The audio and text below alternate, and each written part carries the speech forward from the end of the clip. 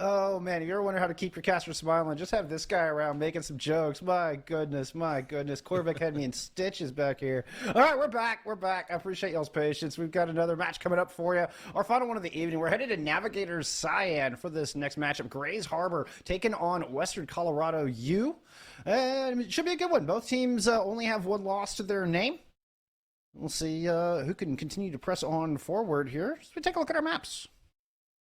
Yeah, the map pool obviously remains the same for those of you who are tuned in earlier, starting off with the Oasis Control, Numbani as the hybrid, and then, of course, Route 66 is the escort. We're guaranteed to see those here, Bull Skunk, no matter what happens with these teams, and maybe we'll go ahead to hybrid. But honestly, in terms of kind of like record and power, I think this is a relatively even set matchup, right? WCU Slate, they're sitting at 3-1. Their only loss was a 0-3 to Valpo Beacon. We know Valpo is a historically kind of a stronger team, and then Grays, the Grays Harbor Chokers, they lost, I think their only loss was week 1 where they lost 0-3 versus Co College. So a strong squad. They do have one unreported game. I don't know what the scoreline is for that, but these two teams could theoretically be quite evenly matched.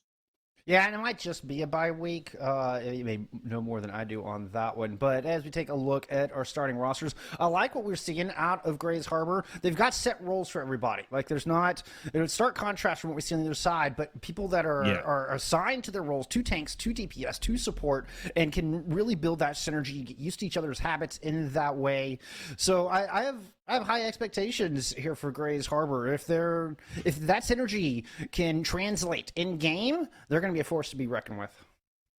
Let's take a look at WCU Slate because they're kind of the other end. And we obviously don't show positions here on these rosters, but every single member of the team, barring 2, and keep in mind they have an 11-person roster, so 9 of them are listed as flex players on this team. So either they are basically a gymnastics team that also moonlights in esports, or maybe they just have had a little bit of a trouble coming down on who's going to play exactly what, which, is a classic problem. But obviously it hasn't held them back all too much here, Bull Skunk. They do have the 3-1 record.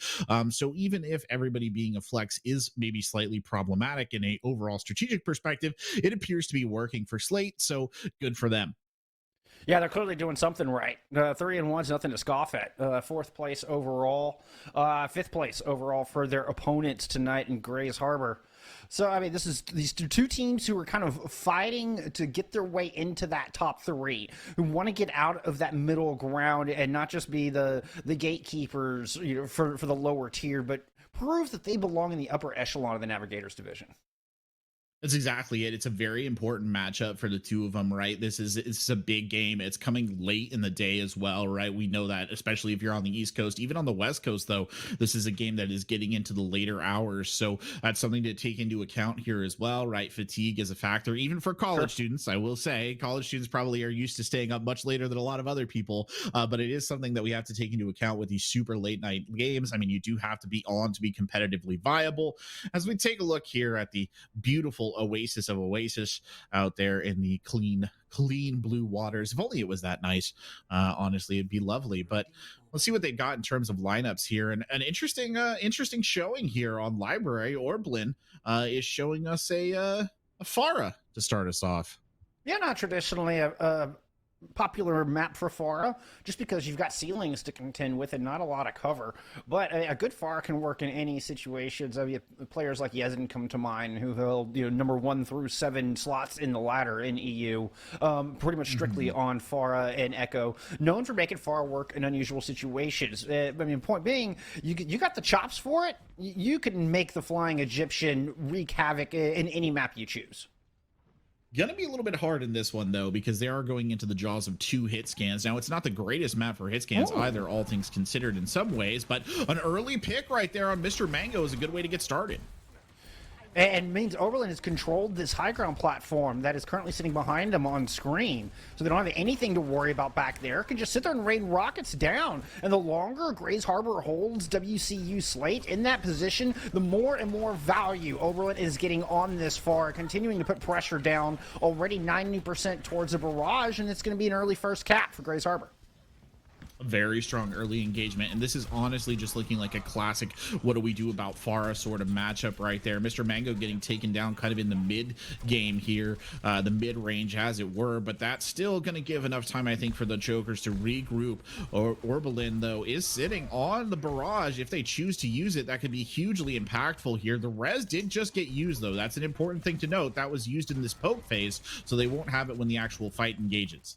Had to be done. Reyes is too important a figure to have go down that early. Drop it in. Oberlin, I think, was looking for it. Backed up. Here it is. Over the top. That's a lot of low health bars underneath. 3K for Oberlin. Beautiful timing. Beautiful positioning. Fight one press of the Q button.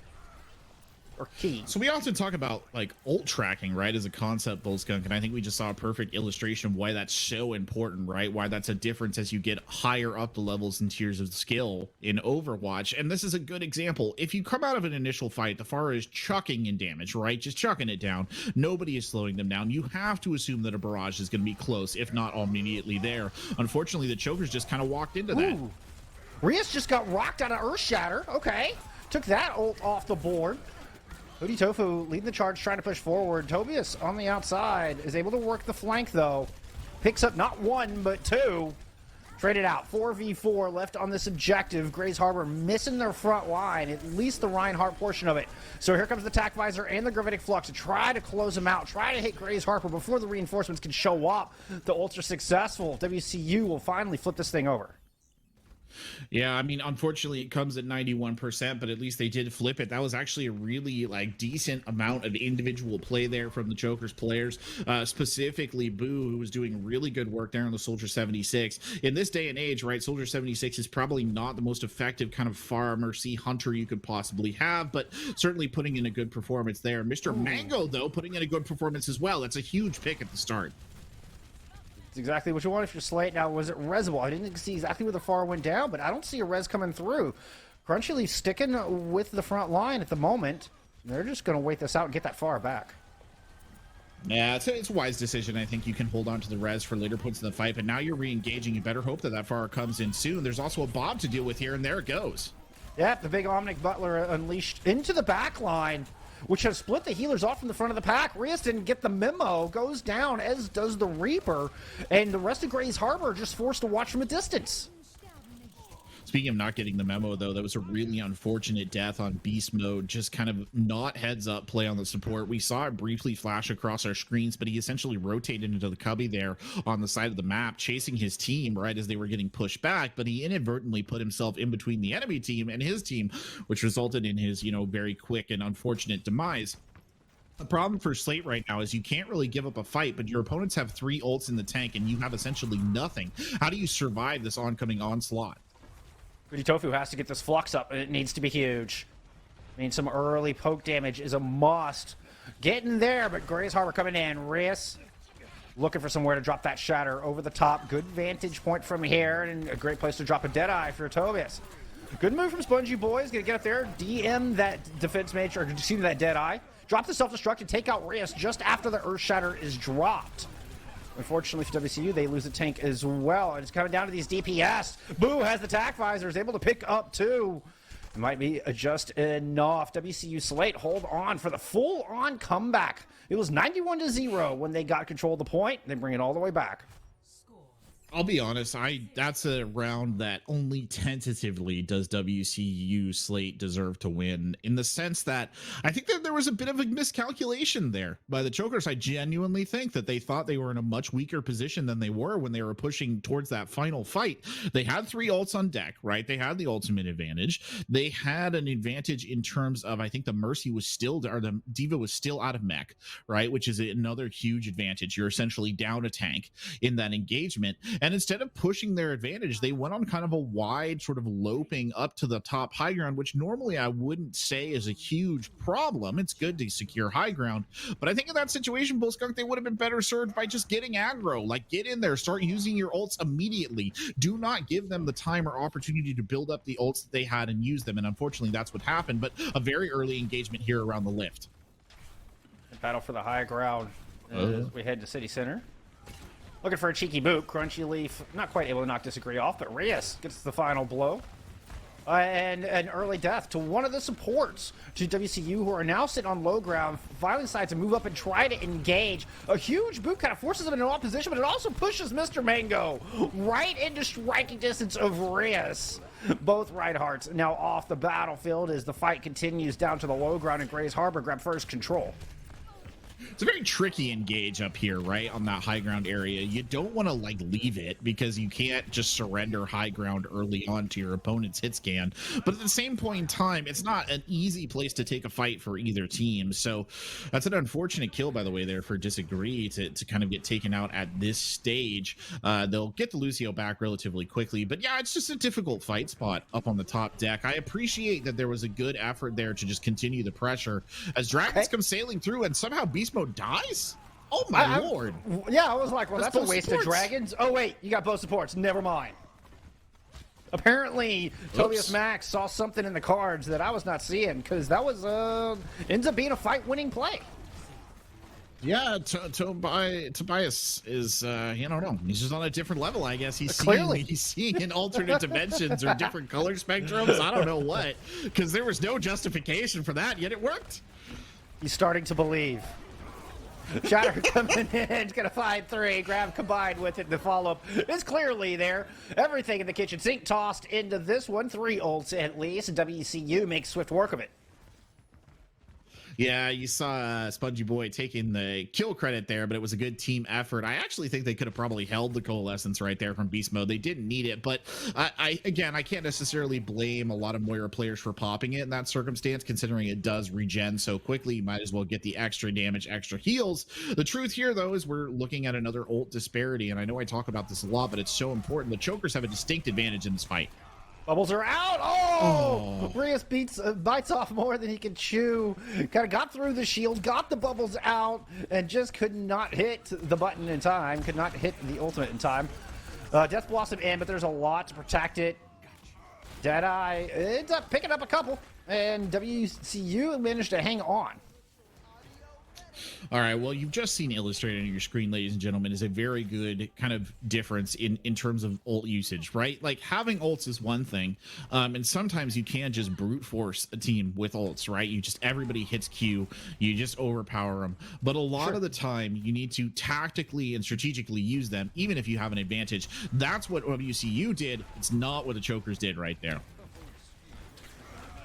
We do still have plenty to work with, Grays Harbor. Dragons? Oh my goodness! Okay, Tobias Max is absolutely living in the Matrix. 4K with another prophetic set of dragons, and it's going to flip this point for him.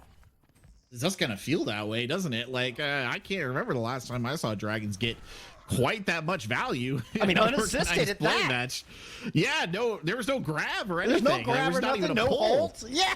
You just threw it through and you got a ton of value. I mean, that's a really good application of that ult, and you still have the ult advantage going into this fight, but it's got to be very tenuous because Hoodie Tofu is nearly on their grab here, and that is an absolute fight winner, especially when combined with any of the tools that are in the pocket for Slate. It's just, are they going to have a chance to actually use it? Shatter finds 5 for Spongy Boy. Coalescence at the back of it just as the speed returns. Mr. Mango goes dancing for death on top of it as well. Now trying to bring it back. Grays Harbor did get a couple, but not enough in the end. Beast Mode living up to the name here on the Moira in that one.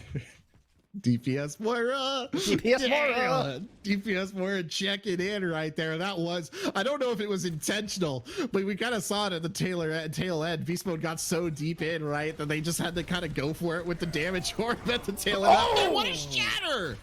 Oh my, that was the entire team, Corbeck. That one rocked me to the core, and it did WCU as well. Now, they didn't quite get as much follow-up as I think they would have liked. Grav coming out from the other side, and WCU are right back into this thing. Holy cow, 2 kills on the board for Mr. Mango. Death Blossom from the other side. Oh my, Oberlin comes out of nowhere and surprises him off guard. Grays Harbor goes right back on top as Oberlin finds a 4K in this 99-99 situation. Make it 5. That should send us to round number 3. Did you see at the tail end right there that Orbelin is on Orbalin? Is that it? Yeah, Orbelin. There we go. Orbelin. Orbelin was on a 15-player kill streak Oh on my that Reaper. goodness. I did not catch that. It's nice. When was genuinely Boltzconk? When was the last time in organized play Overwatch that you saw somebody on a 15 kill streak? I can't say.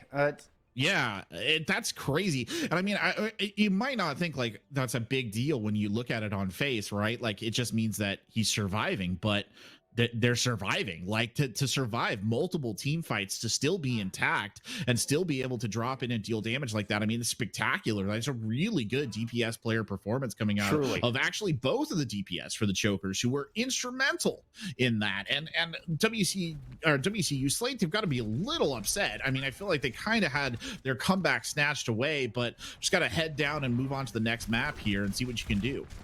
Orbelin not swapping either, sticking with the Hellfire shotguns and the edgy Shadow Lord that wields them, and finds first blood here on our third round. Mr. Mango on the far this time. Taking a little page out of Orbelin's book, picks up 2 early in this fight. It's become a battle for DPS. Whose DPS can get in deeper? And you can see Orbelin has got sights set on those 2 supports. Actually, that's a soldier and a support, and both are going to fall.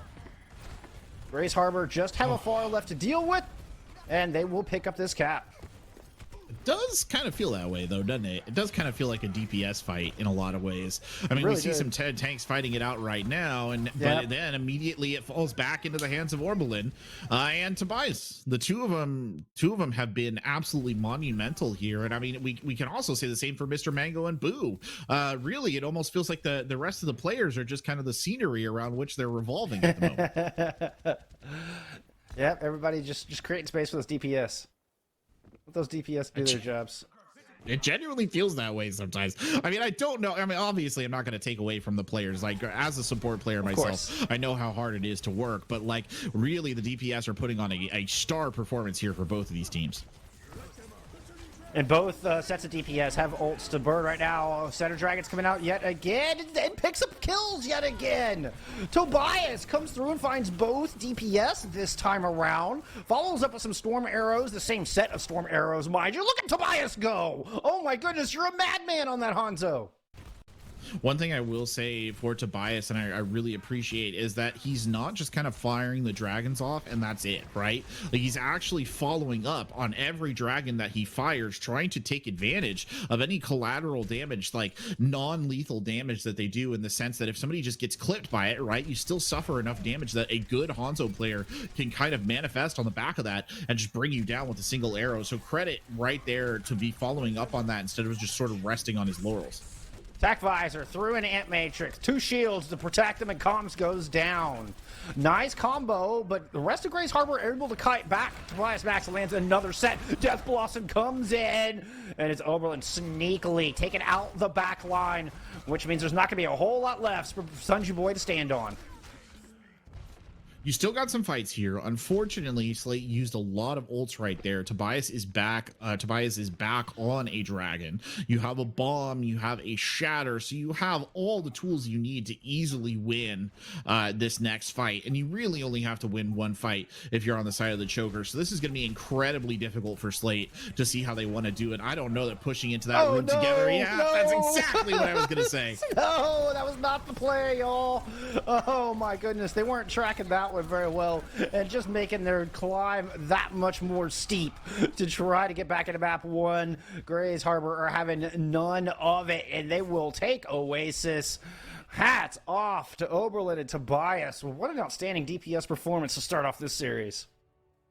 You know, I will say this, right? Like, I don't think that if I was in that position, pushing into that, first of all, I don't know that I would have gone that way, because you are asking for trouble, right? But realistically, I don't know that I would have expected Tobias to have that back that quick. Fair. That was a pretty rapid turnaround on the dragons. And again, it's going back to what I was saying about the follow-up, right? On the backside of his dragons, he was able to regenerate a not insignificant amount of ult charge almost immediately after he used it. So that was really good. But I mean, as much as, you know, we talk about ult tracking, it is hard. I don't think I would have caught that. I think I would have been surprised. Dragons charges fast, but that's a pretty fast dragon charge, like really fast. Yeah, that was ridiculous. But it comes in on the top of Tobias, like you're talking about, able to follow up on their own dragon so well. So they launch one, and then not only are they picking off the weak targets like you were referring to, but then fighting people who are like stuck in a corner, just hiding away, trying to get away, and you're like, please, nobody see me. And then Tobias turns the corner with storm arrows already cocked and ready to go. And before you know it, Tobias has picked up 2 or 3 kills after the dragons were launched. Same fight to clean it up, and is already halfway to another one. Yeah, that's exactly how it went down there at the tail end. And I mean, it's not to take away from your opponents at all, right? We definitely saw Surely. good performance coming out of their GPS. Boo, in particular, on the Soldier 76, I think was really standing out. They had some good kind of tac visor combos that they were orchestrating there with the damage amplification matrix. So that's something to keep an eye on, right? It certainly shows that there's potential there. But I'm going to be curious to see if they can kind of maintain that level of DPS as we move on here, or is this just slowly but surely going to be pushed over towards the column of Tobias and company, right? Because they're just doing so much damage. And, again, I hate to go back to it already. We're only on map 1, but it is a late night and mental is a thing. And it's something that you have to take into account. It's very easy to get like quote unquote tilted, right? If things are you're getting kind of dominated by one DPS player. Who knows? Like maybe somebody's got early classes. Somebody's got that 7:30, 8 a.m. slot for classes, and has been going all day long, starting to run out of fatigue, where they don't deal with that on the other side. I mean, there could be little things like that are just causing that little extra bit of fatigue. But hey, I mean, with this year, which is speculation, certainly something to consider. Not that we have any, cold hard facts on that result, but what we do have cold hard facts on are our map for number 2. We are going to be headed to New Mbani, so I mean, really another opportunity for at least the Hanzo to rear its head. I don't know how the Reaper. I mean, maybe if you built the comp around it, but this is a much different monster than Control. It is. And I mean, I think, though, that said, some of the things that we saw played on Oasis probably have a role here. The Pharah play is still very viable, right? True. On Bonnie. We know that for a fact. The hit scan play is also super viable, especially what we saw kind of coming out of WCU Slate, where they were actually trying to run the double hit scan combo. I don't think that's problematic at all on this map. I think what's problematic about it was it didn't seem to work too well, all things considered. They didn't get a ton of value out of it. But WCU Slate, if they are on the defense, and this is actually what they're running with, and I mean, the round has started, it works. It can work. It really can. And it is an absolute, I will say, if you get held up by this kind of composition, you don't break that bunker with a bastion in it, this is a tiltorama. Like, it will be off your head if you can't break through this. It's so frustrating. And reminder, friends, we're in the Navigators division. So, I mean, if you're a lowly gold player like myself, you know just how bad a Bastion can really screw up a team. And sometimes at that level, they don't know how to break it. It can seem just this insurmountable amount of damage that you have to work through. But if there's an answer for it, I'm looking at Tobias on this Hanzo. That's my go-to answer when I see a Bastion. Tobias sticking with what served him so well. That's a bad start, though. Yeah, that early kill kind of sucks. Not gonna lie, that kind of sucks. It's okay. I mean, you just reset unfortunately, you are losing time, but I agree with what you were saying. I mean, Tobias is a person who could break this, right? If you can force Mr. Mango's immortality field and you can just leverage one of those dragons up there, you can unseat this bunker, right? And that will make a difference. They might also just try to get really aggro on it, which is a bold strategy, but not necessarily a bad one. It might be what they're boiling to right now.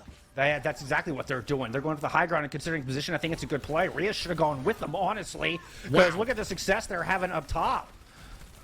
It's a little bit back and forth. But I mean, imagine if Rios was leading this charge and not stayed out on the other side, on the opposite high ground. Grace Harbor would be in an extremely strong position. Still, I think it's going to be enough to drive through this. They got to get Hoodie Tofu, though. I mean, the fact of the matter here, Boscom, is they've broken it, right? You've already seen the swap, disagree over to the Bastion. You're pulled off of this composition completely. So even if they had failed to take the point here, which they didn't, right? They're taking it. You broke it almost instantaneously. So really well done by Grace Harbor right there. I think the only kind of mistake was, like you said, I don't know what Rios was really doing, kicking out to the corner, whether that was just supposed to be a distraction play or something, but very well done to break this Bastion open. And unfortunate death right there, by the way. Oberlin going down during the poke phase. With an Ant Matrix up as well. Oberlin would have gotten a lot of value out of that. So it's a good one to take out. Dragon's out from Tobias, and I think the first one of the day we've seen. Never mind, I spoke too soon. There's a kill from the back of it. And again, follows it up with another Storm Arrow kill. Dragons are blocked by an Immortality Field, and Grays Harbor continue to march forward. Tobias is back in spawn, but got 2-for-1 trade. You take that every time. Yeah, it's a bit unfortunate right there that Boo actually used their tire so early, because it could have been very valuable. The kill there, by the way, on the Spongy Boy is he's not going to help the defensive setup at all, right? You've just got Hoodie Tofu now desperately trying to back up here, using whatever cover they can. Boo is dead now as well. This is not a position that a Sigma can solo contest, right? It's just not going to happen. He's doing a miraculous job of holding as much ground as he is, to be honest. Yeah, but you had to burn on his cooldowns. You can see that shield is cracked, and there's nothing left to take this corner. Now they've already got the second point on the board, and Hoodie Tofu could do little more than just hold space. Couldn't take any space, which is what was needed if they were going to try to recontest. Now this has gotten messy. Yeah, it has indeed gotten messy. Beast Mode managing to sneak in there and get the res on Spongy Boy, so they can hold on to this defense a little bit longer, and they might have bought themselves a bit of an extension on life here, because I think they could have run away with them. Oh, Hoodie Tofu is actually going to invest here. They're going to throw that into this mix as well. I actually don't blame them. I think that was a good play. You bought yourself some breathing room here with that combination of kind of abilities and ult.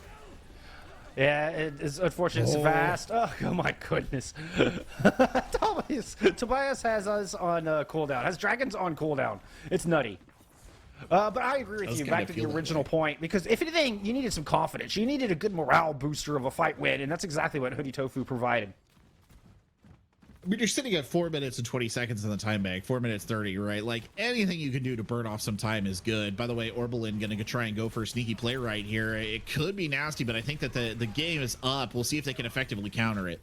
Orbalin's trying to be sneaky, and Comms comes through in a mech, just like, we're being sneaky.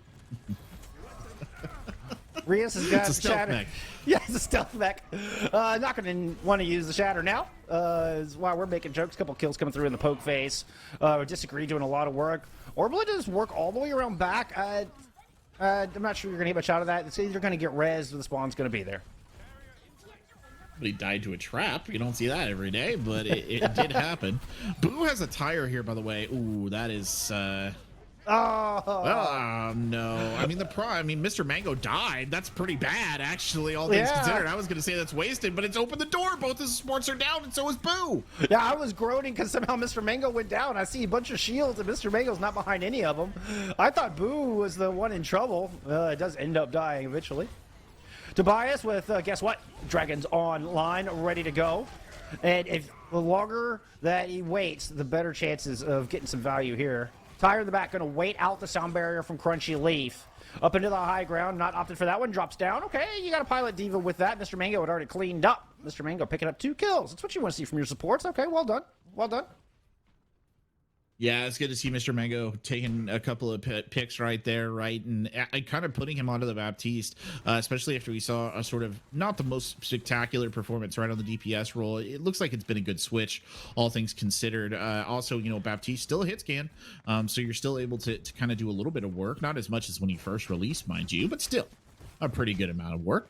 Tobias, again, though, does have that Dragons in play. They've got a Shatter here from Rios as well, but Rios seems to have a habit of getting hyper aggro when Shatter is in consideration, so you need to be a little bit careful about that. Yep, there it is. It was used. It was spent, the Shatter, but I did not hear the hammer hit the ground. I believe it got interrupted yet again. Gravitic Flux into the back. Nothing to block this damage. Immortality Field's not going to last long.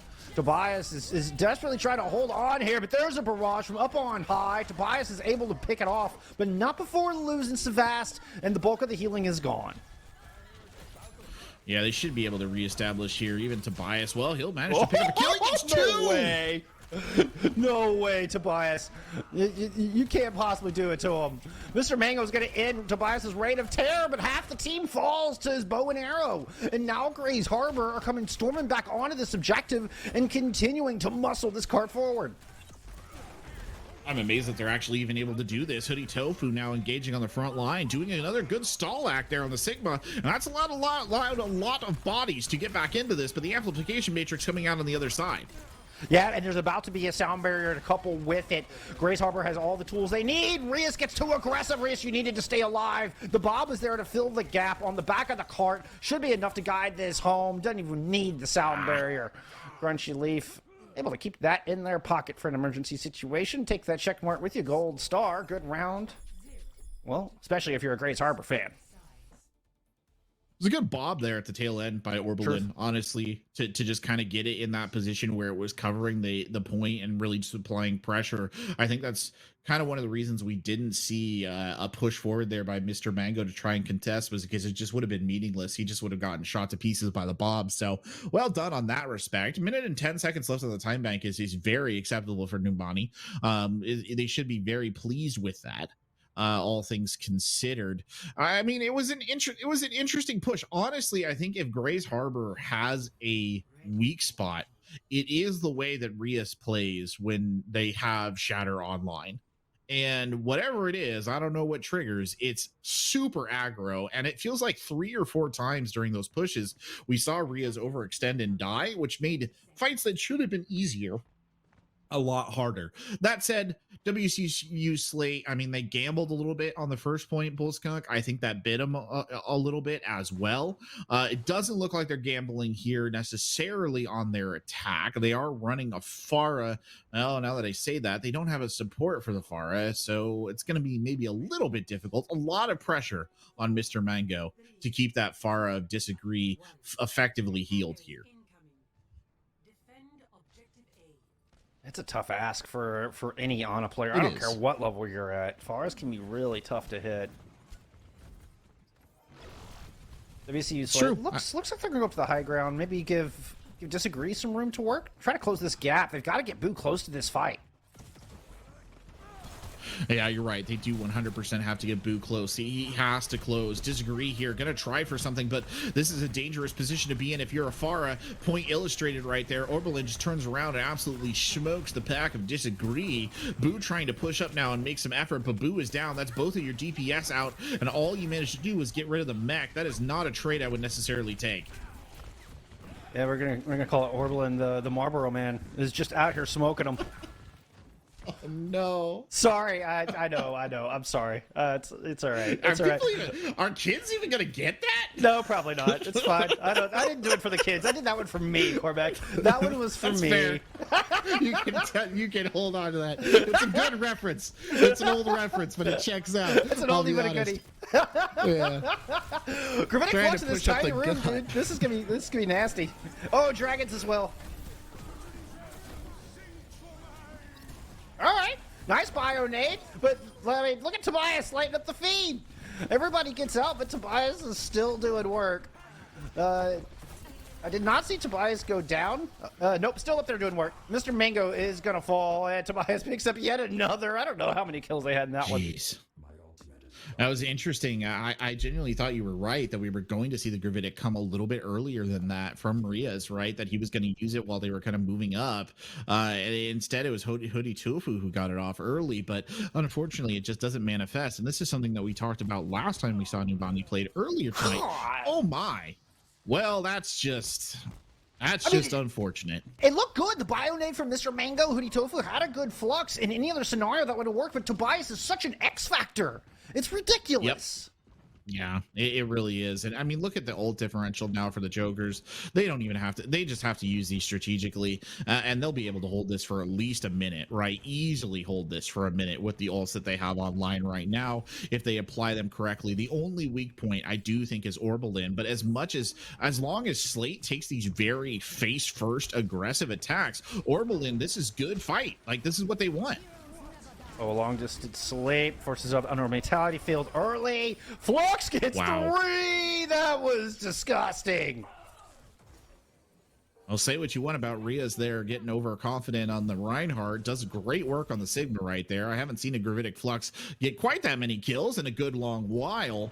And that unfortunately has stuffed WCU Slate's attack yet again. Slate only coming up on 2 ults, neither of which work very well together. And now they're starting to consider alternate routes, right? They might try and go underneath, but you got to wonder at what point in time have you left it a little too late, because you've only got about 45 seconds. You've got at most 2 fights. Dragon's in there. Oh, Dragon's in that no. tiny room. Oh, Tobias does it again. no. And that's beast mode going down. You may look at it and go, 2 kills, that's turnable. Not with your Baptiste out of the fight, it's not. High priority picks with it. Okay, Boo's going to get 1. But there's the res right there with the defense matrix to protect it. Yeah, wasting no time, and that's going to force a reset here from WCU Slate, and they just can't mess around. Like, they have to be very careful. They can't lose somebody right now. This is a good effort to get Tobias, but he's okay. He's not really in a dangerous position. Oh no, Disagree gets burned. Oh, and got Boo super low. Now the nano onto Orbelin. It's a nano onto Boo as well. Boo goes up to the top and grabs both supports, but here comes the counter punch. Oberlin gets 3 with a massive Death Blossom, eventually taken out, and we're down to tanks. It's a Sigma Diva versus a Sigma Diva left on this point. With the overtime going. And Gray Harbor might have actually finally crumbled under the weight of the slate from Western Colorado University. But they haven't gotten this whole thing yet. Here comes Tobias right back into the fight. This one might be a bit, yeah. Yeah. It's a good demonstration, by the way, that it's not just Tobias alone who makes it work, right? Truth. He does benefit from having a very competent team around him who are providing him with the protection to enable him to play as strong as he did. And boy, WCU Slate, I don't know what, they probably burned every 4-leaf clover patch around Western Colorado University to get lucky enough to pull that one through, because that was not looking particularly good right there. So I mean, good effort to stick it. I mean, not to give up, but really now you're in a difficult spot because you still have to complete this map, and you only have 2 minutes here in the mid phase, and you've got no push at all. So you are going to have to genuinely grind this out. Also, you just wasted an immortality field, so that's not too great either. Nope, and especially with the Dragons online. Here comes. Tobias unleashes them across the objective. And that is the first one of the day. I think I've seen not get any kills. Does do a little bit of separation. And Hoodie Tofu, though, manages to hold down the front, doing so much damage, even including taking out Tobias themselves. Going to go ahead and toss in that Flux for good measure, closing out this fight. And Hoodie Tofu leading the charge here to try to get WCU some more time and some more breathing room. Crunchy Leaf did use their Valkyrie right there. I don't know if they needed to do that or not, all things considered, but the way that this engagement is going, it looks like it was an okay decision. But Tofu still leading the charge here, playing the Sigma very aggressively, taking a ton of space, and they're not going to allow their opponents to push back. This is about the ideal street phase here from WCU Slate. You've got a couple of ults in the tank, and you put your opponents on the back foot a little bit. Now you just have to capitalize on this. What? Oh, the shield's already used. Yep, that's a double for Spongy Boy. Make it 3. Got a mech too. And this card's going to continue to roll. What timing? Dropped it just as Rias had used that projected barrier. Where did it come from? Did it come from the top office like area? It must have done. That was crazy. That just seemed to come out of nowhere. I thought Collins just lobbed it from main, but you might have been right. It could have been the flank. Now an EMP over the top. It has 3 with a double damage tack visor to boot. Finish up these hacked kills. And what was an overtime cap is looking really good for WCU right now. They do manage to survive the Death Blossom. Can they survive the Flux? No, the Flux might have just been the straw that broke the camel's back.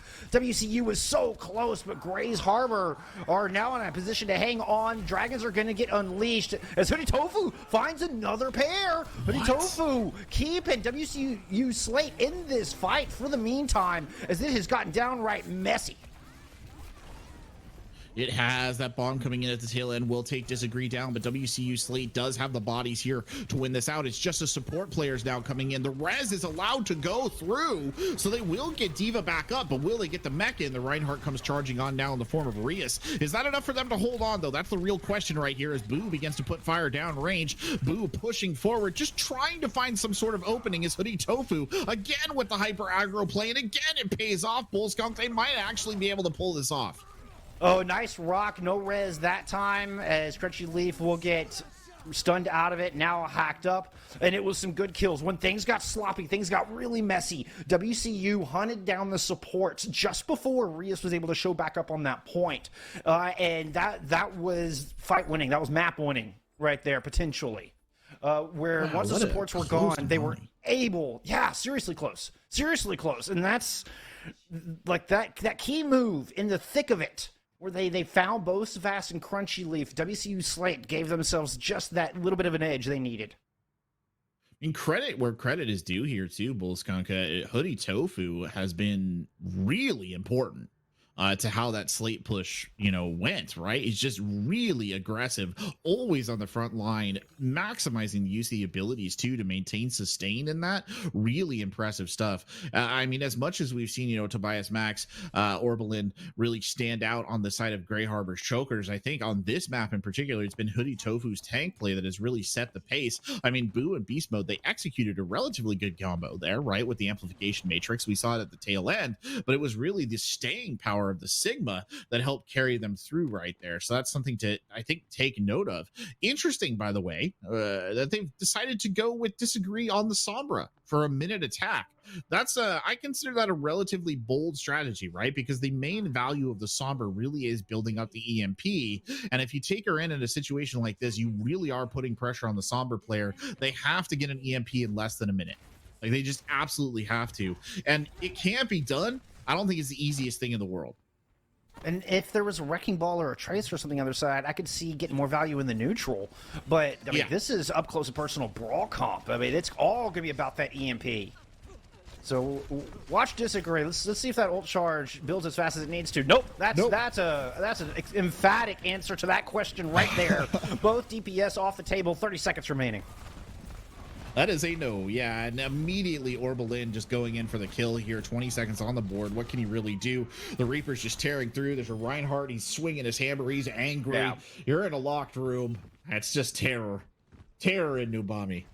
Yeah, they needed to jump off the edge the moment the 2 DPS went down. Like, that extra 20 seconds of cleanup was just a lot of wasted time. Unfortunately, WCU Slate now don't have time for a real fight. They will get a touch as Disagree is on point, and that's going to be the value out of that Sombra here on this attack, was managed to get onto the objective to initiate the overtime. Not going to lead to much, though. The best they can hope for was going to be a draw here on Numbani. Ooh, a nasty dragons there again from Tobias. It's just the Lucio trying to dive in off the wall, as many a Lucio has done and probably will do for ages. But it's not enough, obviously, to hold on right there. The best efforts of Mr. Mango ending in nothing but a full hold on point number 1 here. The chokers doing what was needed to be done right there.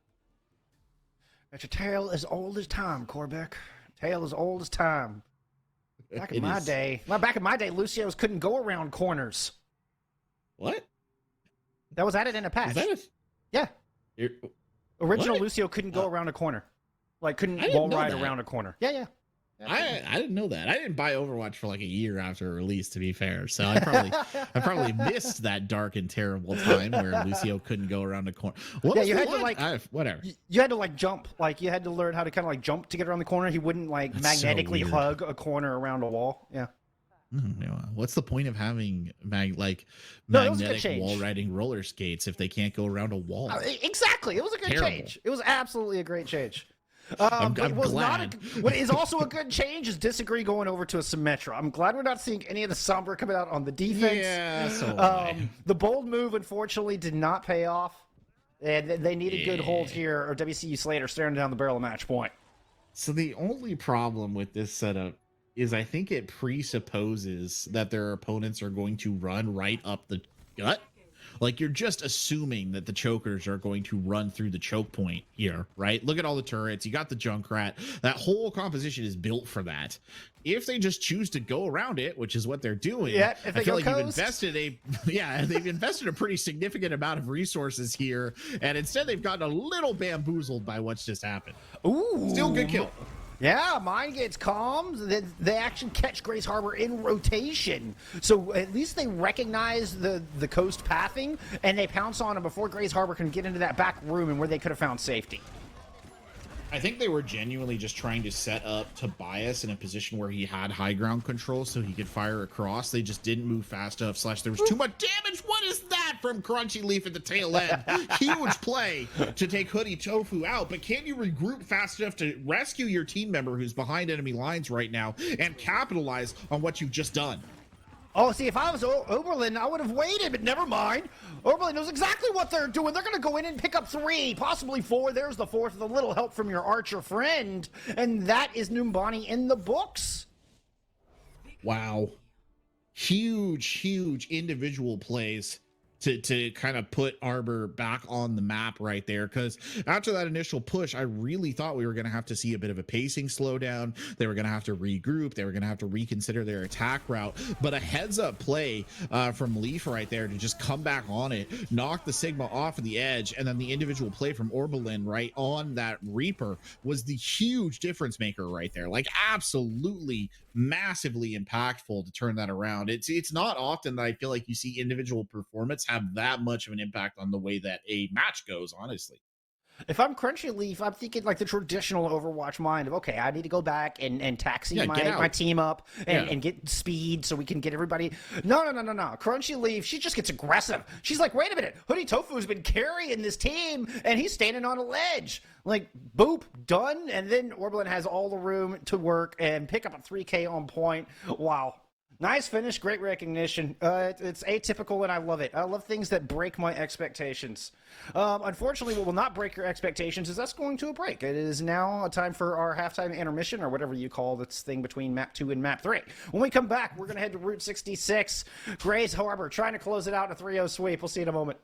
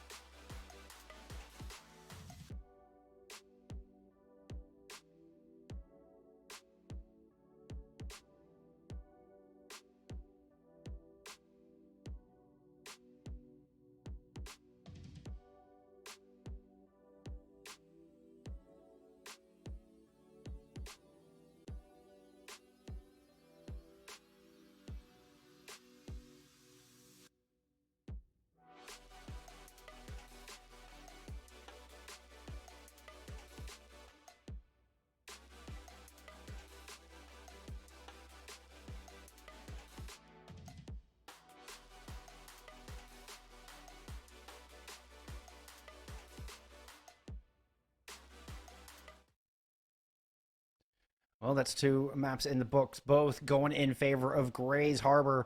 Western Colorado have put up quite the fight. It's been close. Yeah, Oasis went to all 3 rounds, both teams able to cap all 3 points, but so far they've yet to put a map win under their belt. Yeah, I mean, it is worth pointing out though, Bullskunk, like you said, it's been close. It's one of these things where it is kind of just teetering, and I think at any point in time, any given moment, WCU slate could pull one over, right, and turn this into, or at least pick up a single map here. I think is well within the area of possibility, probably even more if we're being honest. But we'll see. I mean, the other thing, like I keep saying, mental will be a factor. Slate might be a little unhappy going down the way that they are. They picked up the 3 points on Nubani, but it was a, what's the right word for it? It was like a Herculean effort. Like they really had Yeah. to scrabble for that, right? It did not go well on the first point. They absolutely kind of just took it by the narrowest of margins in overtime, right? And then after that, it was just a grind to the end. So that's a little taxing. I'm sure it was pretty frustrating to come off the back of that and still not be able to eke out the win as well after you kind of had a really impressive turnaround right there. So it'll be interesting to see how that factors in as we move on to our next map. Well, WCU are making some adjustments, at least to their lineup. We're going to have Spongy Boy moving down to the support role. We're going to have J Riz coming into that off tank position, and Beast Mode is coming out. So trying to make some adjustments to see if maybe that was just that's the ticket. Just the slight little maneuvers could be the play to push them over the edge and perhaps get Route 66 into the win column. I mean, let's not forget too, right? This is a team that, by its own admission, has 9 out of their 11 players in a flex position. So they do theoretically have the flexibility to make these kind of moves, and it might just be a matter of kind of tinkering with the lineup and seeing what works. Obviously, right, in an ideal world, you would do that tinkering outside of a game. But if you're down 2-0, you're kind of worried about the end result here. I think that it's perfectly acceptable to start making these moves with your quote unquote flex players and see what you can kind of get out of them in these variety of positions. Hey, sometimes when you're in the trenches, you got to pull something. What they've been doing has been working to a point. Hoodie Tofu, like that's we were singing their praises there on map 2, and for a very good reason. So I think if there's anything you can do to enable Hoodie Tofu, or if there's somebody that's got pre-existing synergy or some kind of set plan, particularly for Route 66 coming up, that might be just it. But Hoodie Tofu, I think, is going to be one of the highest ranked members of this squad, and I think will be the key to victory should WCU find it. Yeah, it was forming a pretty. He was forming a pretty impressive anchor point there, especially on Nubani. Was a little. I think he was a little quiet on Oasis, all things considered, but really came into form on Nubani on the Sigma. Was not getting punished, right, for some very aggressive play, but was able to kind of more than avoid just getting punished. Was able to sustain even when they did try and focus him down. He just survived, right? He just did a really good job of holding in there when things didn't look particularly strong. The choke meanwhile, their tank line, I think, has been a little bit more sort of shaky. It's really been their DPS that have been making the big difference. But in particular, I just think about Rias and the Reinhardt play, right, where we talk about Rias has just been hyper focused on getting really aggro with shatters. Interestingly enough, though, when they switched over to the Sigma, I felt like they were a much more conservative player. They played in a much more expected style, and they were able to use their gravitic flux to maximum effect. So it's been a bit more wobbly on the tank line, but fortunately, they've had those really talented DPS players and a solid support core to kind of make up for that. Even more adjustments from WCU is we're going to have Mr. Mango and Disagree swap roles yet again, back to what we saw in our first map.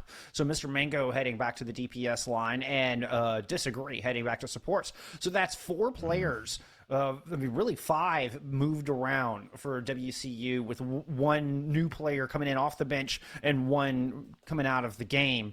But that's 5 out of your 6 players are playing musical chairs here as far as their roles are concerned, Corpec. It's musical chairs. I mean, that's I don't know. One of the things that I will say is, and this is not a knock on Mr. Mango, but Mr. Mango seemed to look more comfortable on the Baptiste than they did when they were playing DPS. When I look back to Oasis, Mr. Mango was on Ash for a lot of it, and I felt like they were having a bit of a difficult time. There was a lot of pressure being applied. They were very often appealing early on in the kill feed, whereas I felt when they were on the Baptiste, they seemed much more in control, right? Much more comfortable. They were still managing to, get damage and DPS in there, but yeah, it's an interesting choice that we're going back now with WCU slates back to the wall. We're going back to Mr. Mango on the Ash here. Is an interesting choice. Also, disagree playing the Lucio in this setup. I don't actually know. I don't think you derive a ton of value from Lucio in this combination of DPS and tanks. I guess really the speed boost being there, the area heals, the speed boost I guess can help your tanks out a little bit, but I don't think this is, necessarily optimum performance. Meanwhile, the chokers are just running what's been working. I mean, that's very true to form. Exactly what they've had every other map, and it's worked. I mean, and to your point on WCU's composition, it's like half the team will kind of benefit from the speed, right? Like Mr. Mango and Boo kind of somewhat get value out of speed. I guess if Boo is sticking with the team, but then you really want your soldier with that high mobility of the sprint to be able to take off angles and create outside pressure. We'll see what they do with it. Hey, I mean, it doesn't mean it can't work. Good Lucio Reinhardt play can absolutely take over. Right now, WCU are just holding the high ground, trying to give some room for Mr. Mango to put some shots down. Finally, Hoodie Tofu does drop down to the ground, is able to pick up the Baptiste, and the Reinhardt of Gray's Harbor hits the dirt as well. So, a good first fight here from WCU slate for their defense. Honestly, if I was Oberlin, I would go back. Wow, Mr. Mango showing me up here. Didn't see any of that on Oasis, but really coming out big here on Route 66. Maybe Ash just feels more at home on this map. I was going to say, if I'm Orbelin, by the way, I would probably just go back to the Reaper. If Hoodie Tofu is going to get that aggressive on the Rhine, you might as well have the Reaper as opposed to the Cassidy really make pay for that level of aggression. And oh god, somebody please heal your DPS. I'm guessing Orbelin was feeling a little outranged. And struggling to cover the gap. I mean, it's just a speculation. I tend to agree with you. If you keep pressure on Hoodie Tofu, and they can't do what they want. But if you give Tobias room to work, guess who's going to find 2 kills within? Oh my goodness! When the span of one sentence, that's half a team down to Tobias's bow and arrow. Tobias could do more. He's got the dragons. He's holding on to it. I mean, I think that's the wise decision right there. But he could do more. I mean, that's a scary thing. I don't know that they're going to be able to regroup fast enough on the side of Slate to really recontest this. They're trying, but they're also going to run face first into a tight, confined space with dragons on board. And that's something that Tobias has absolutely feasted on previous maps. And he's putting up the recon arrow just to see if there are right targets there. Bob launched over the point. It's going to be Oberlin's Deadeye, who actually catches everybody off guard. Bob has been dealt with, but it has bought a little time for the tanks of WCU to come claim some space here on this objective and are starting to push back the forces of Gray's Harbor. Trying to push him back indeed, but look at this, the reinvestment here of the damage amplification matrix almost solely for Orbelin. Orbelin can't capitalize, but the rest of the team kind of getting in on the action. A good res there from Crunchy Leaf to keep Zvas back up in this. Jay Rizzle, I mean, trying to hold on, but what can they do against this Hanzo? What can men do against such reckless hate here?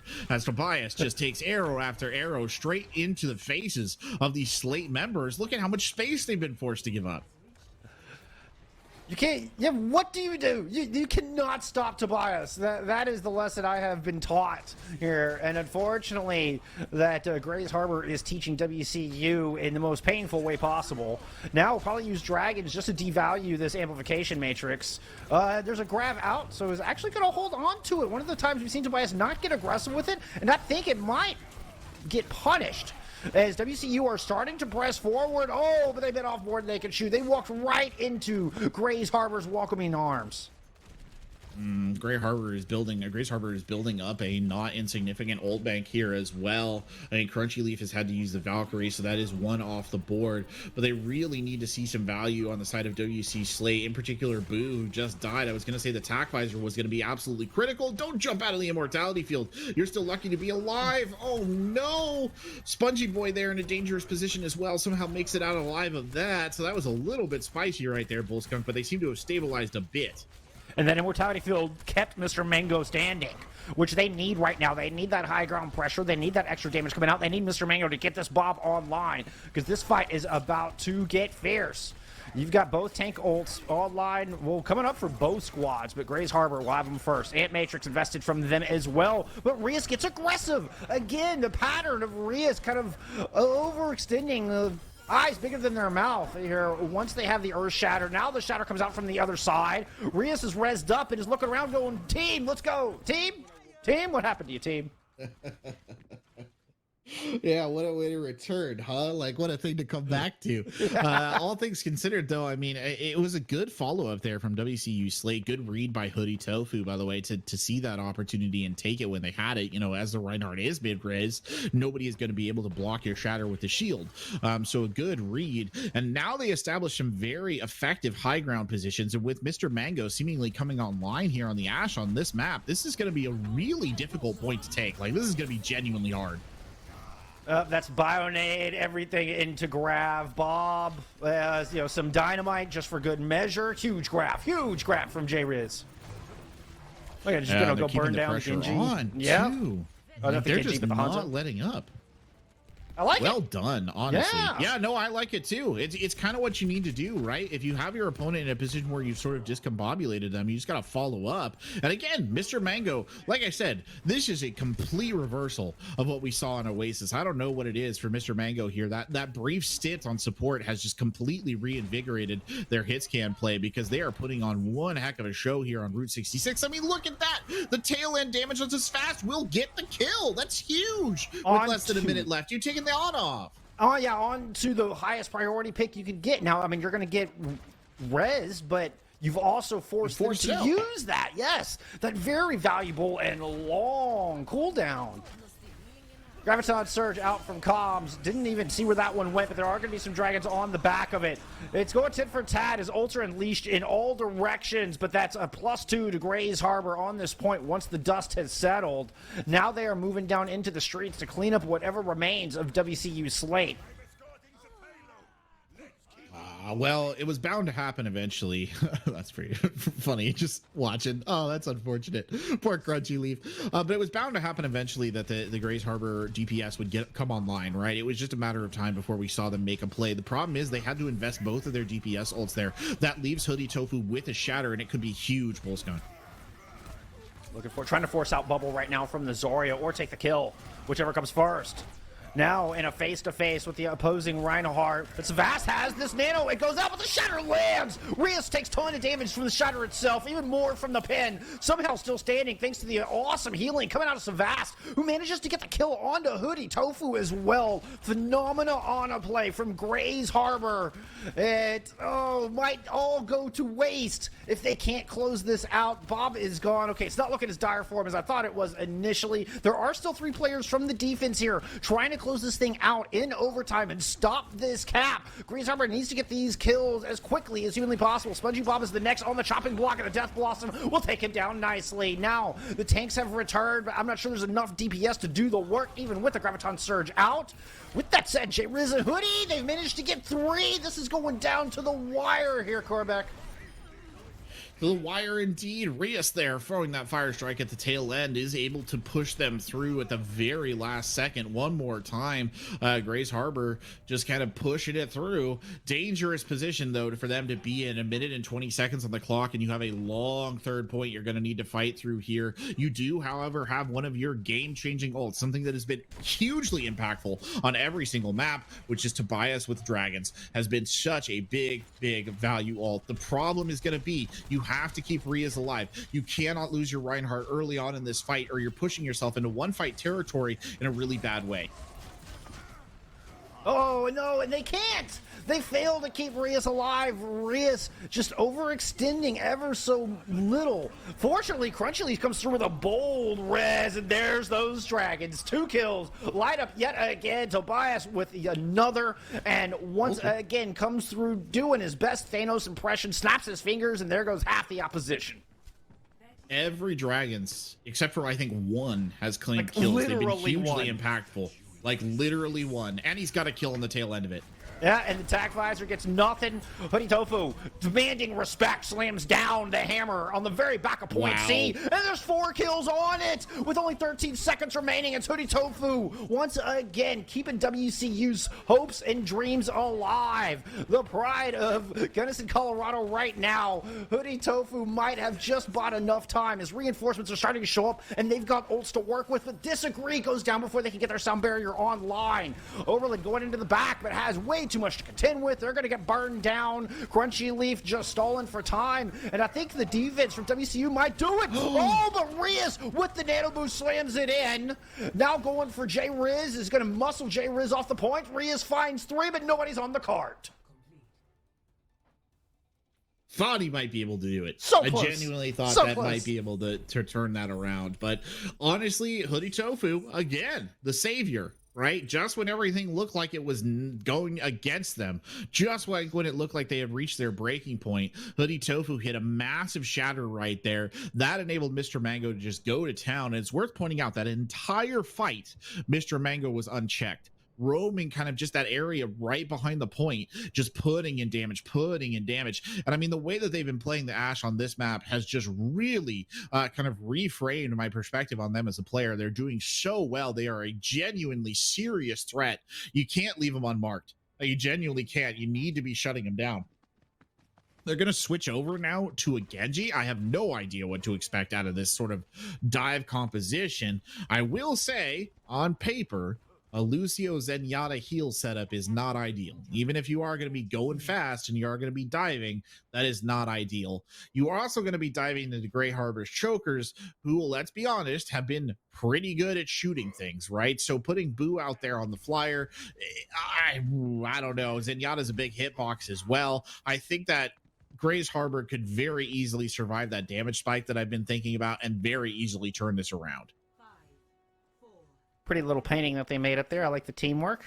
You know, creativity. Yes, exactly. Even with their sprays, we're getting good teamwork out of Grey's Harbor's chokers. gotta have that creative outlet, you know, wherever you can, right? You gotta, self-expression is very important, and it is. So I'm glad that they're expressing themselves. Speaking of expressing yourselves, Mr. Mango might want to express himself on the ground floor right there, because he lost about 75% of his health the minute he peeked his head out. Yeah, I'm not sure about this Genji either. I'd go back to... Honestly, I wasn't convinced he was going to roll out with it. I was like, there's no way, right? Like, all right, there's still time. Like, I'll joke about the sprays while Mr. Mango figures out what they want to play. And they're still on this Genji, so okay. And as you aforementioned, with very little health per second or healing per second to try to keep these tanks propped up. So an unusual look. Typically, you would see an Ana alongside a Zen or maybe even a Brig to accompany a double bubble composition. But hey, Mr. Mango able to take down Tobias on the other side. J-Riz is able to pick up one, and somehow WCU are making this work. Incredible individual effort. Great play from the tanks to not take too much fun damage. And they win their first fight. Well, I guess that's what we get for underestimating Mr. Mango. That mango's ripe. Learned. That mango's ripe. That's a learned. juicy mango. That is a mango in the prime of its life right there. No hesitation whatsoever. Get it into the fanciest Las Vegas brunch buffet. Like, it is a good mango. It's juicy. And now it's juicy. WCU Slate has done a really good job here. I mean, 5 minutes on the clock they've managed to pull through here, and Mango's going to come up on this Blade very soon. The problem, though, does remain the support lineup, Wolfgang. It's very, very tenuous. Like, if one of the members of the team overextends here, you could very easily lose your life, and this is exactly what I'm talking about. The TAC buys are getting major value right here. Yeah, it forces out Spongy Boy's sound barrier. I mean, look at the health bars. Mr. Mango very low. Everybody else just now getting topped off. Mr. Mango does utilize that shield nicely. He's able to pick up one. Going in, trying to move against Savast as well. Dashes through, grabs Savast. And Mr. Mango continues to impress me with this Genji. Clearly, not just the Ashe one trick that we might have thought that he was. Not that we ever implied that. I'm just, for story's sake. I got you.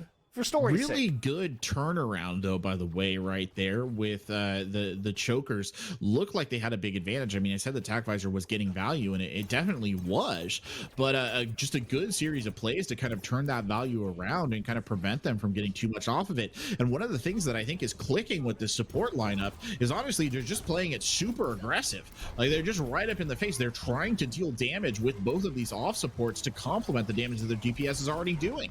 But there's the problem right there. Hoodie Tofu just gets barely out of sight. Now, we do get a Graviton Surge, and Mortality Field is in the way of this Blade momentarily, but only momentarily.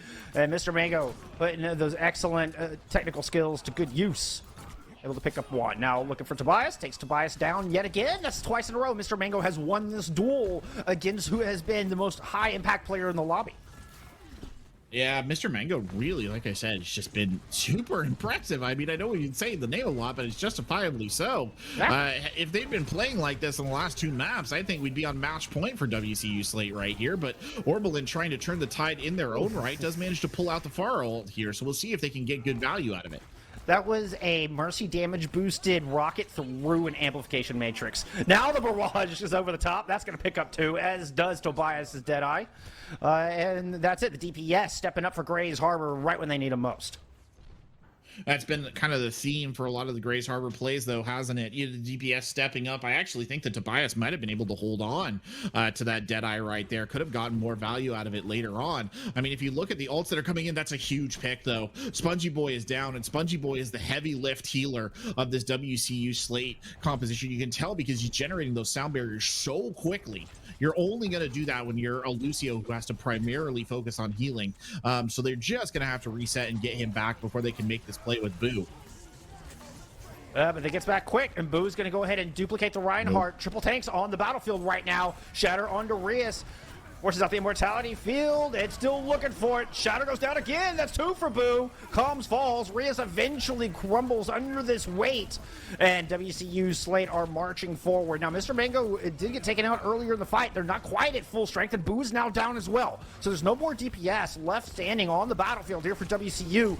But nevertheless, they are not dissuaded. They continue to push forward. And now, never mind, I forgot about the third DPS in Disagree. Coming out with the Zenyatta, the double kill out of the back line. Showing us why that Zenyatta can be so powerful, and Mr. Mango returns with a vengeance. Ooh, the primal here, though, Bullskull gets a big primal. Isn't enough to delay this a little bit more. It might get him a res out of it, but it's not enough to touch the cart. WCU Slate pull it through at the last second, largely on the back of some really impressive DPS play from Mr. Mango, who I think took the general value of the lobby right there and sort of turned it on the head, because the man you're seeing on the screen right now, Tobias Max, has been the person that we've been talking about. And then Mr. Mango was like, hold on. The other Shimada brothers got legs as well, and comes out absolutely rip-roaring on that Genji on the second half of Route 66 to push his team through. And it was, what even the whole map, it was coming through, like on the back half. Like on point B, we started seeing the Ashe start to come to life a little bit. We're like, okay. Yeah. And then that Genji on the attack. Holy cow. All right. We've got ourselves a game, folks. We do indeed have ourselves a game. And you know, the crazy thing is, they did that whole push running a Lucio Zenyatta support line. Which is just kind of nuts. That was not in my script. No. It shouldn't work. I've studied this game for 6 years. You don't run Lucio Zenyatta. Like, that's not a thing. It shouldn't work. I mean, it generally shouldn't work. I think it works, though, because there is a little bit of a lack of target focus on the side of, the chokers. I'm sorry, I lost my train of thought right there, but they have a little bit of a lack of target focus, right? And I think that's come back to haunt them multiple times, because really, if you just have a Zenyatta kind of on a solo operator status with the level of DPS players that seem to exist on the chokers team, you should be able to hunt that Zenyatta down. Disagree should have a rough time, right? It should be pretty hard. You should be doing enough damage that the, every however many seconds amped heal boost of Lucio is not enough to overcome. But it was the fact that they started to kind of really get aggressive, combined with Mr. Mango just being an oppressive force on the side of WCU Slate, that I think really choked off the ability for the Jokers to actually push back and make a difference, really target those DPS. Both teams, though, are just relying really heavily on individual play. I think, like, just individual hero level play, and that is not realistically not a strategy you want to ride to the bank. It's not ideal. I will say WCU, they did put up some decent target focus. We'd see the supports fall, and they would kind of collapse at the same time. They may not be, maybe target focus isn't the right word, but at least their timing was kind of all together. Like, they may have been focusing some different targets, and it wasn't like they were all converging like in the ideal dive. But their timing was there to where everybody's like, okay, go, and then everybody just kind of pushes forward simultaneously, and so they were winning fights fast. They were keeping the pace up, and that's. I would love to see more of that. If they can keep that pace up, then they're in a good spot. I mean, they have completely swung the momentum of this entire series. Yeah, they have. Whether or not they can maintain that momentum swing, though, that's going to be the really big question, right? If we come on to the next map and Mr. Mango is still on DPS, presumably, and doesn't perform to that level, ooh, I don't know. I mean, Hoodie Tofu did all right. I'm sorry. Urgent update. This just in. Hoodie Tofu is coming out. Wow. Okay. Right? Who are they? I feel like newsflash. Like Hoodie Tofu has been the anchor of this squad from my point of view. I mean, maybe the coach has got a special plan. We're headed to Eichenwald for map number 4. If anybody's wondering if that maybe is playing a part, but I can't even speculate as to the reason why. I mean, like, maybe they've just got to go. Like, maybe they got an early exam in the morning. Maybe there's some outside factor that has nothing to do with gameplay or strategy. It is complete IRL stuff. But I can't even speculate as to why you would take Hoodie out of the match right now. Yeah, I can't speculate either. Maybe you want to run some sort of tank composition and you don't feel that he's super comfortable, like you want to run a ball or something, maybe. Maybe that's the only justification, other than, like you said, the very justifiable real life stuff, which is fair. But that's a strange choice, because like you said, I do feel Hoodie has been the kind of rock of that lineup, right? It's basically helped them avoid, I think, some of the worst defeats that could have been on their plate had they not had Hoodie Tofu around. But then again, we don't know how the talent of the replacement is going to be. It could step up, right? Could make a big difference, but they are switching Spongy Boy over to that role, keeping Jay Rizzle in.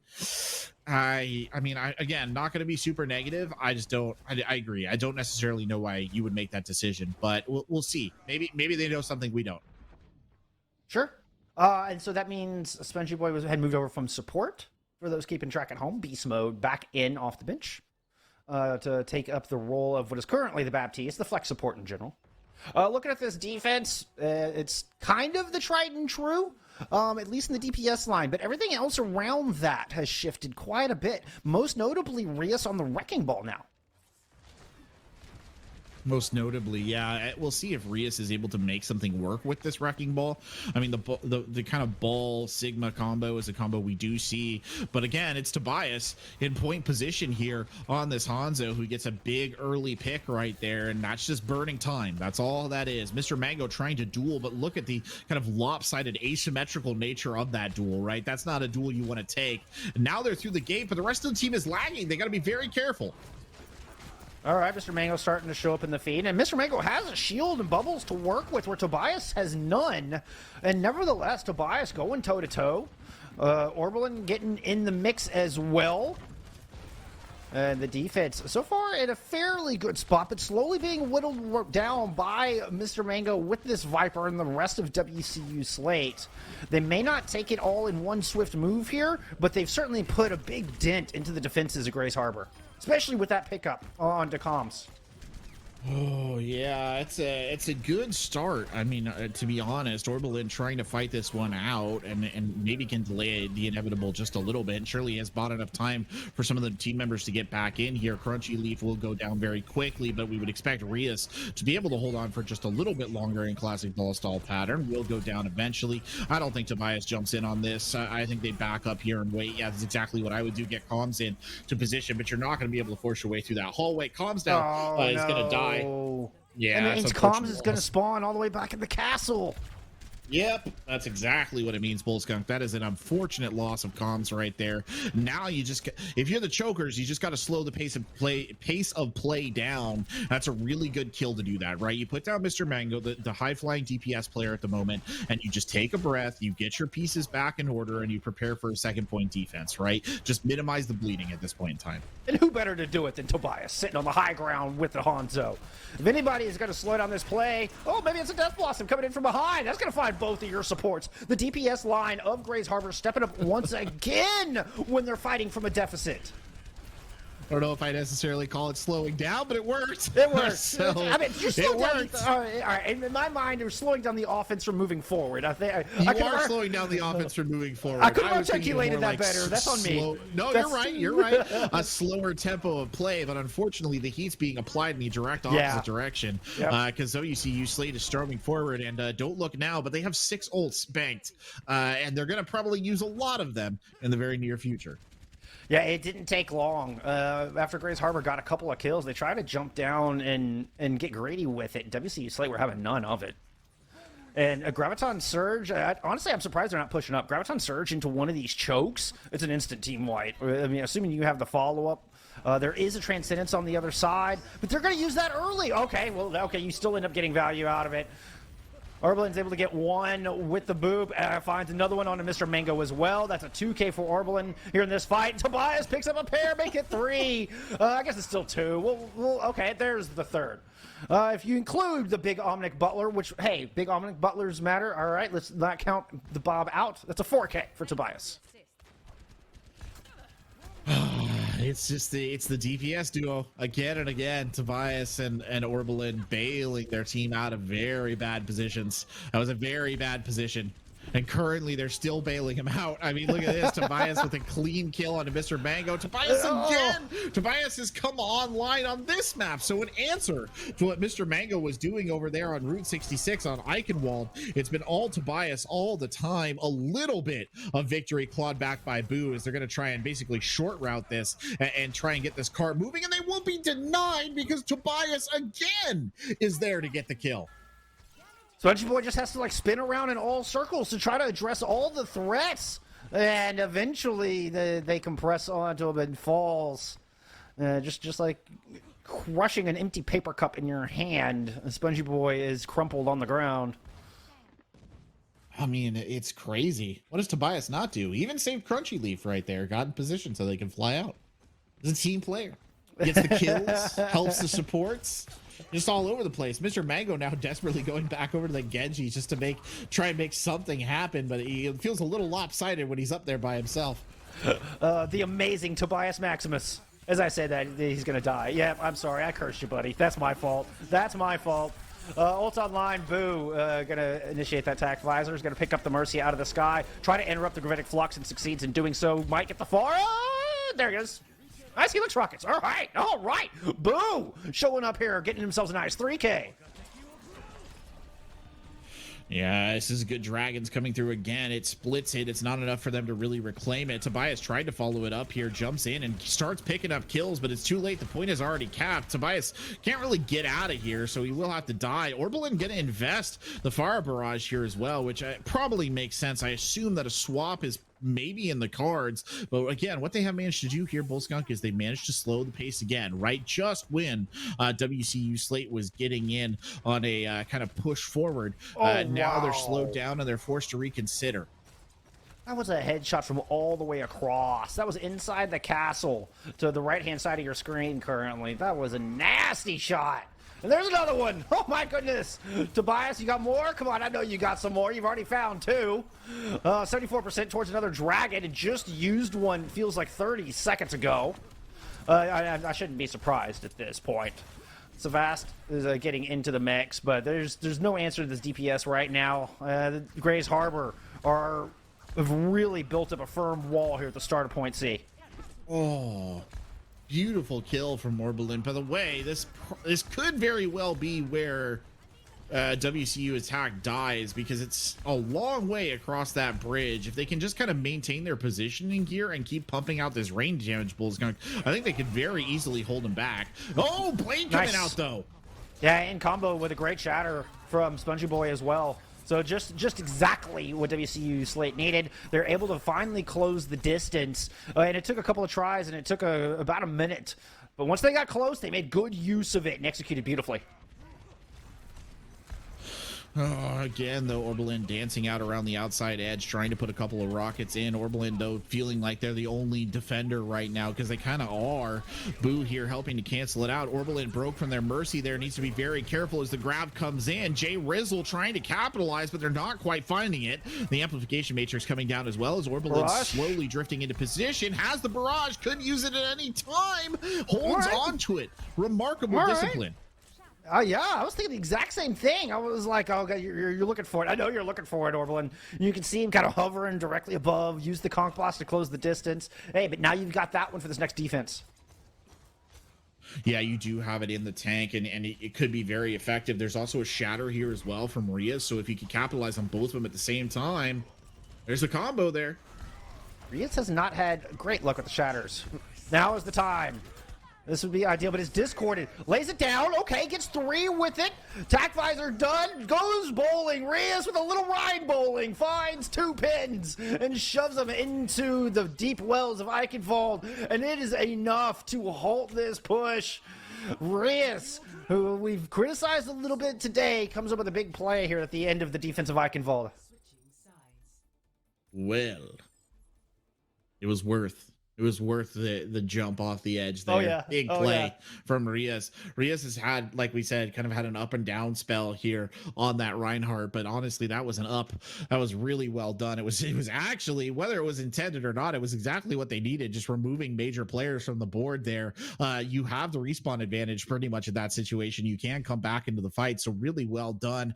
I thought that they might have lost it just based on the range damage at the doorway. They managed to push it a little bit farther in, but the minute that they really got away from their spawn, it looked like things just super went against WCU Slate there. They didn't complete, Bullskunk, so that's the situation they're in now, right? They didn't complete. You now have to try and hold the chokers to a similar distance. You need the DPS back online. You need Mr. Mango to step up to the plate. Boo coming out here on the Mei is a really good call. Mei super strong on the defense of Eichenwald. If the walls are in place well, they will absolutely hamstring this Chokers team, who don't have a very good, there's not a really solid off tank, right? Rias is playing Reinhardt. You've got Orisa. There's no off tank to kind of protect the team and get aggressive. A lot of that is going to be on the back of Rias, and Rias tends to get melted when they get aggressive. So this is on paper looking pretty good for WCU Slate. But there's always this DPS line. I mean, that's Orbelin and Tobias can put that pressure down in lieu of not having a diva, or even a Sigma that you might see sometimes, or of course the classic Zarya accompanying the Reinhardt into the mix. Right now, she's poking and prodding, baiting out the wall. The wall is out. Everybody is safe except Comms. Nice shot, Mango. Whew. Rez? Yeah, they're slowing him down. Oh, Orbelin gets picked off. Yeah, that's gonna stop this push. Oh, darn it. You need that. You do need the DPS in this situation. They're going to have a hard time getting through here, though, Bullskunk. I mean, they will just do it eventually with the shield, but I just don't know it's going to be enough. Tobias, though, there you go. Going to make it enough. Yeah, now there's an Ant Matrix up. Tobias has opted for the better angle versus sitting behind the Amplification Matrix. Beautiful shot. Holy cow. Tobias is fun to watch. Now in a bit of a duel here with Mr. Mango on their signature Ash. And the Dynamite comes in the difference maker. Rias with a little revenge. Takes Mr. Mango out of the fight. Now goes in and smashes down Spongy Boy in Gray's Harbor. Have 3 players left on this point, or is it just... Yeah, there's 3 of them there. Boo here just trying to stall it out, and I can't blame him for the effort. This is what Mei is good for. Now they've got some bodies back in the mix here as well. Bullskunk is exactly what they needed. The Immortality Field going out very early. The Transcendence will be invested here to buy WCU Slate enough time to get bodies back on the point. Yeah, I'm not sure they got the value they were quite looking for. Okay, getting vast is good, but the res is there. Now the Blizzard is up. That's what they were looking for.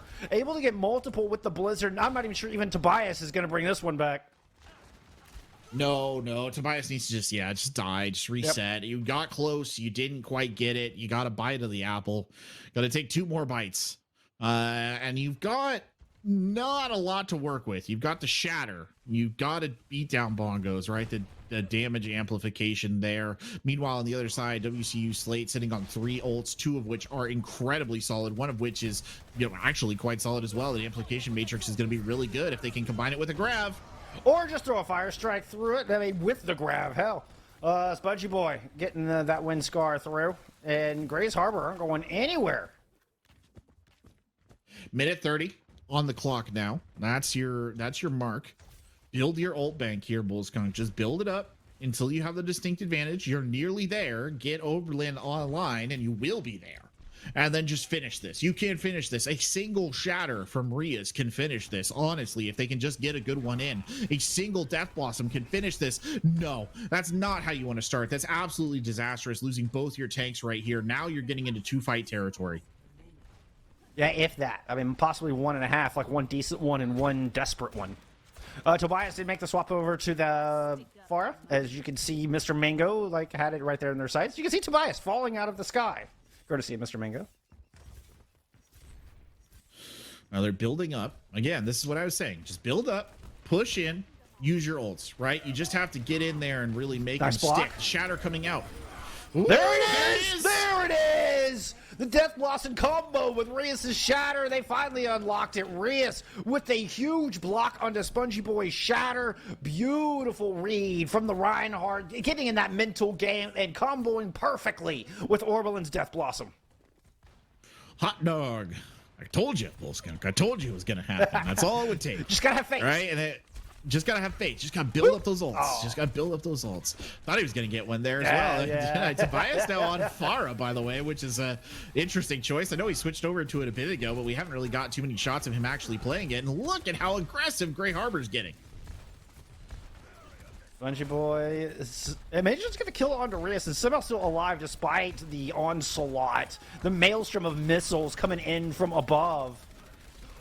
Meanwhile, Comms and Oberlin are pushing up the front line, while Tobias is looking for somewhere to use that barrage, but he's taking a lot of shots from Mr. Mango. Has to duck back into cover, has to be really careful on when to press Q here, otherwise you are a sitting duck for an accurate Ashe like Mr. Mango. Oh, that one goes, though. That's a beautiful boop as J-Riz goes absolutely launching into the waters below. Ooh, a late Blizzard and Bob. Okay, gonna try and turn it around. Mr. Mango wants that crown as the DPS king of the lobby back, making a real good concerted effort to get it, but now is trying to solo attack a tank and a support. Might be biting off just a little bit more than they can chew. They don't know Orbelin's there. Reinforcements are here. They don't know Orbelin's there. Oh, bubble's been used. Oh, just gonna be a Halt Blossom to end it all. Watch for the Green Orb to come out. The sound barrier's there. Disagree. Might have over-anticipated, but no, it indeed seems to be a good guess. The barrage is the one when nobody was looking. Tobias finally presses Q on the ultimate from the side. Orbelin, but the red herring to turn the eyes of WCU while it is Tobias laying down the hurt. They've been layering their DPS ults this entire match, right? They've been layering them one after the other. Sometimes I think it's a bit wasteful. In that circumstance, perfectly valid. 0.08 meters on this contest. Apologies for the interruption. I got excited. It's not going to matter in the end. Tobias is going to come through. Fine. 3. And the cap comes in. For a brief moment, Mr. Mango usurped the throne, right, of DPS stunner of the lobby, but it does seem like Tobias has firmly reclaimed that crown. An absolute reconquista here on Eichenwald, but you're going into a section in which Pharah is really not that good. That's the only thing. So We'll see. Maybe this is an opportunity to shut that down just a little bit. I mean, they've only got 1:45 on the clock, so they don't have a ton of time to work with. You have a couple of ults, most notably those tank ultimates. Supercharger is a huge fight winner. Graviton surging from the other side. WCU are going to act more aggressively, a little more proactive with their ult usage. Does prompt a Valk as well as Immortality Field. That Valk will be used to get Tobias back into this fight, and the big Omnic Butler is invested from the defense. But Tobias, oh my goodness! Wow. Finds 3 in the blink of an eye, courtesy of a great shatter from Rias, and that is enough to push the cart into the box of victory. Rias steps up on Eichenwald, enabling those top-tier DPS to do what they need to do. The star power shines, as does Grays Harbor Chokers out of Aberdeen, Washington. A wonderful series, a wonderful performance from this squad. Yeah, wonderful performance indeed. It was exactly what they wanted out of this. And I mean, it wasn't as though WCU Slate weren't giving almost as good as they got, right? These matches were incredible. These maps were incredibly close, Bullskunk, Yeah. all the way through the night, blow for blow. These two teams really not letting up on either side. But at the end of the day, it was just the edge that Tobias in particular was giving them that really pushed them over. Just a really, really strong DPS performance when it was needed. And at the start of that map, I said, if Measure Mango doesn't show up, if Tobias retakes that dominant position in the lobby, that probably is it, right? Because both of these teams are relying on hero plays, and that's what ended up happening at the end. Tobias certainly a hero. I mean, undoubtedly, I think our MVP of the match. We don't really do, you know, it's the Nah, but somebody that you're all MVPs. I know, Athletics. I know, Let's go. I know, but it's. Tobias was the most standout player in the lobby. I think that goes without saying. And somebody we're going to be keeping an eye on as the season progresses. And somebody, honestly, come next season, we might see, you know, moving up into the Challengers division or into, you know, start moving up through the tiers. Because, I mean, that was absolutely outstanding. I mean, just frankly wonderful, sublime DPS play, be it on the Hanzo or on the Pharah. Tobias looked fantastic, looked downright unstoppable. Yeah, I agree 100%. And I mean, I don't want to take away from other players in the lobby. Oberlin was a key secondary DPS right there, had some very impactful moments. I mean, the support lineups for both of these teams, I think, did very well, right? In trying to keep their team sustained and keep their teams in the fight. We saw good plays coming out of them. And honestly, there was great tank play from both sides as well. At times, when it was called on, both the tanks stepped up. I mean, when I say that this was close, this was very close. This was a very close matchup. So, you know, all credit, right, where it's due to Grays Harbor, but WCU Slate, I don't think they need to walk away from this one ashamed. They can hold their heads in pride. They fought very hard tonight. Indeed, a very good showing. A very good showing. Even when Hoodie came out and it was just Jay Riz and Spongy Boy on the tank line, still looked solid. Like, still looked really good. So nothing to be ashamed of. I mean, when those kind of matches are that close, when you're completing almost every map, we're talking very close 3-2s or 4-3s. I mean, 3-2 on away. Every single map came down to like one fight essentially. Yeah. So they're going to be a strong contender, and we'll keep an eye out for WCU Slate as the Navigators division progresses on through the season. So, but that is going to wrap it up for us tonight. That is the end of our broadcast. We appreciate you hanging out with us. I mean, we know it's gotten a little late, so thank you for enjoying these games alongside us. Want to give a big shout out to Caroline and Michael behind the scenes for doing what they do. Much appreciated. Couldn't do it without them. And otherwise, we will see you next week for more Overwatch. Have a wonderful weekend, friends. We'll see you next time.